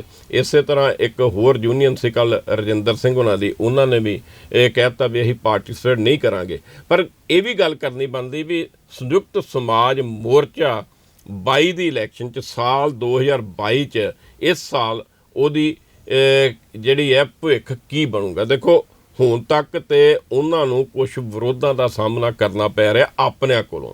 ਇਹ ਕਿਸਾਨ ਜਥੇਬੰਦੀਆਂ ਜਿਹੜੀਆਂ ਸ਼ਾਮਲ ਨਹੀਂ ਹੋ ਰਹੀਆਂ, ਕਾਫੀ ਉਹਨਾਂ ਦਾ ਵਿਰੋਧ ਕਰ ਰਹੀਆਂ ਨੇ। ਪਰ ਜੋ ਸੰਕੇਤ ਦਿੱਤੇ ਨੇ ਇਹ 22 ਜਥੇਬੰਦੀਆਂ ਨੇ, 2 ਜਨਵਰੀ ਨੂੰ ਇਹ ਬਹੁਤ ਵੱਡਾ ਕੋਈ ਇਕੱਠ ਕਰ ਰਹੀਆਂ ਨੇ। ਔਰ ਇਹ ਗੱਲ ਕਹੀ ਜਾ ਰਹੀ ਹੈ ਵੀ ਉਹਦੇ ਵਿੱਚ 2 ਦਰਜਨ ਦੇ ਕਰੀਬ ਕਿਸਾਨ ਨਹੀਂ, ਹੋਰ ਵੱਖ-ਵੱਖ ਵਰਗਾਂ ਦੀਆਂ ਜਥੇਬੰਦੀਆਂ ਵੀ ਸ਼ਾਮਲ ਹੋ ਰਹੀਆਂ ਨੇ। ਸੋ ਜਿਹੜਾ ਸੰਯੁਕਤ ਸਮਾਜ ਲਿਖਿਆ ਇਹਨਾਂ ਨੇ, ਸਮਾਜ ਮੋਰਚੇ ਵਿੱਚ ਕਿਸਾਨਾਂ ਨਾਲ ਇਹ ਵਪਾਰੀਆਂ ਨੂੰ ਵੀ, ਮਜ਼ਦੂਰਾਂ ਨੂੰ ਵੀ, ਕੋਈ NGOs ਵਗੈਰਾ ਸਾਰਿਆਂ ਨੂੰ ਸ਼ਾਮਲ ਕਰਕੇ ਔਰ ਉਹਨਾਂ ਦੇ ਜਿਹੜੇ ਚਿਹਰੇ ਨੇ ਉਤਾਰ ਸਕਦੇ ਨੇ। ਪਰ ਇੱਕ ਜਿਹੜੀ ਗੱਲ ਸੀ ਉਹ ਤਕਰੀਬਨ ਖਤਮ ਹੋ ਗਈ ਹੈ ਵੀ ਸੰਯੁਕਤ ਸਮਾਜ ਮੋਰਚਾ ਆਮ ਆਦਮੀ ਪਾਰਟੀ ਨਾਲ ਗੱਠਜੋੜ ਕਰਕੇ ਤੇ 2022 'ਚ ਇਲੈਕਸ਼ਨ ਜਿਹੜੀ ਲੜ ਸਕਦਾ।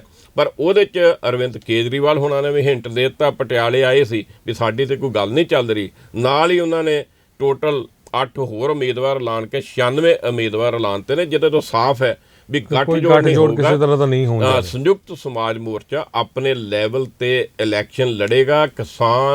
22 ਕਿਸਾਨ ਜਥੇਬੰਦੀਆਂ ਦੇ ਲੀਡਰਾਂ ਦਾ ਭਵਿੱਖ ਇਸ ਇਲੈਕਸ਼ਨ ਤੇ ਜੁੜਿਆ। ਪਰ ਜਿਵੇਂ ਉਹਨਾਂ ਨੇ ਸੰਕੇਤ ਦਿੱਤੇ ਵੀ ਇਹ ਕਿਸਾਨਾਂ ਤੱਕ ਸੀਮਤ ਨਹੀਂ ਰਹੂਗਾ, ਹੋਰ ਵਰਗ ਵੀ ਜੋੜੇ ਜਾਣਗੇ। ਸੋ ਉਹਦੇ ਤੋਂ ਵੀ ਲੱਗਦਾ ਵੀ ਇਸ ਇਲੈਕਸ਼ਨ 'ਚ ਸੰਯੁਕਤ ਸਮਾਜ ਮੋਰਚਾ ਇੱਕ ਵੋਟ ਬੈਂਕ ਆਪਣੇ ਹੱਕ 'ਚ ਖੜਾ ਕਰ ਸਕਦਾ ਹੈ। ਬਿਲਕੁਲ, ਕੁੱਲ ਮਿਲਾ ਕੇ ਦੇਖੀਏ ਤਾਂ ਅਗਰ 2022 ਦੇ ਜੋ ਆ ਚਰਚਾ ਦਾ ਖਾਸ ਵਿਸ਼ੇ ਰਿਹਾ ਪਰਦੇ ਦੀ ਗੱਲ, ਕਿ ਸਾਰੀ ਪਾਰਟੀਆਂ ਦੇ ਵਿੱਚ ਕੁਝ ਨਾ ਕੁਝ ਹਜੇ ਨੈਗੇਟਿਵਿਟੀ ਹੈਗੀ ਜਿਹੜੀ ਸੁਧਾਰ ਦੀ ਨਵੇਂ ਸਾਲ ਦੇ ਵਿੱਚ ਲੋੜ ਪਏਗੀ। ਬਿਲਕੁਲ। ਦੇਖੋ, ਕਾਂਗਰਸ, ਆਮ ਆਦਮੀ ਪਾਰਟੀ, ਅਕਾਲੀ ਦਲ, ਬਸਪਾ ਦਾ ਗੱਠਜੋੜ, ਢੀਂਡਸਾ, ਕੈਪਟਨ ਭਾਜਪਾ ਗੱਠਜੋੜ ਤੇ ਅੱਗੇ ਆ ਜੀ ਆਪਾਂ ਸੰਯੁਕਤ ਸਮਾਜ ਮੋਰਚਾ। ਇਹ ਧਿਰਾਂ ਜਿਹੜੀਆਂ ਨੇ ਪਰਦੇ ਪਿੱਛੇ ਕਈ ਤਰ੍ਹਾਂ ਦੀਆਂ ਰਣਨੀਤੀਆਂ ਬਣਾ ਰਹੀਆਂ ਨੇ। ਇਹ ਰਣਨੀਤੀਆਂ ਕੁਝ ਸਮੇਂ 'ਚ ਸਾਹਮਣੇ ਤਪਨ ਜੀ ਆ ਜਾਣਗੀਆਂ।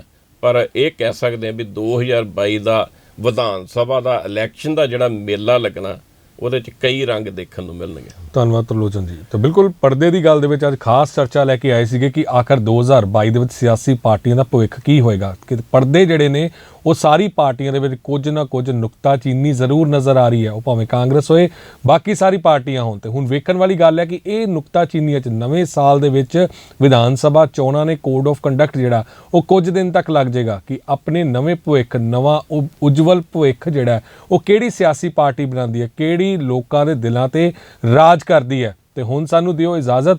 ਸਤਿ ਸ਼੍ਰੀ ਅਕਾਲ। ਦਾ ਸਮਰ ਨਿਊਜ਼।